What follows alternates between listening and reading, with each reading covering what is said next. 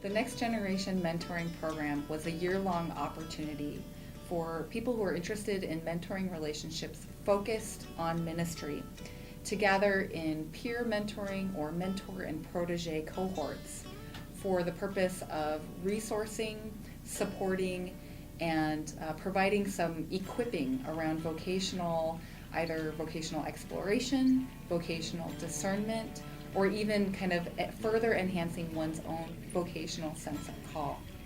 The cohorts met in pairs roughly about once a month to be able to facilitate this relationship and to go deeper, exploring some of the questions that folks might be having either in their ministry context or as they're continuing to discern their sense of call. And then we also had mid-year retreats for the participants to be able to go deeper and explore some of the ways that their own kind of growing up experiences, the communities that they were a part of, the different people that helped to invest in them and shape who they were, how all of those pieces really shaped them for the ministry to which they felt called. At the final gathering at McCormick, it was really an opportunity for these mentoring relationships and the cohorts to celebrate a year of having grown in their own vocational exploration, in their own personal ministry formation, and in their relationship with one another. And the other piece to our time together was really to do some sort of final equipping. And we focused that around two particular questions. One was, what are the makings of a good mentor? What are the kinds of habits, the kinds of experiences that someone should pursue in order to kind of cultivate themselves to be able to better equip the next generation of church leadership? The second question that we sought to answer was around cultivating communities of mentorship.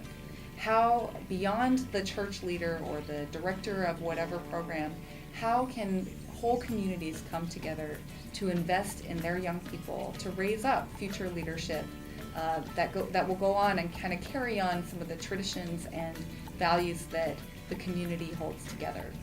At the beginning of the year, we started out with about 11 mentor and protege cohorts.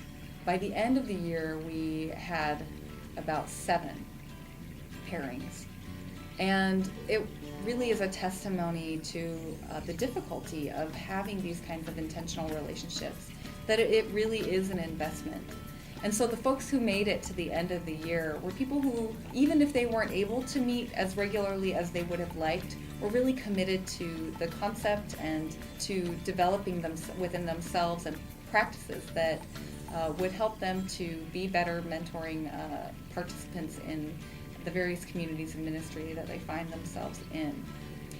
I think that for some of our participants, I am positive that these relationships impacted their sense of who they were, their sense of call, even on their own personal relationship with God in some very profound ways.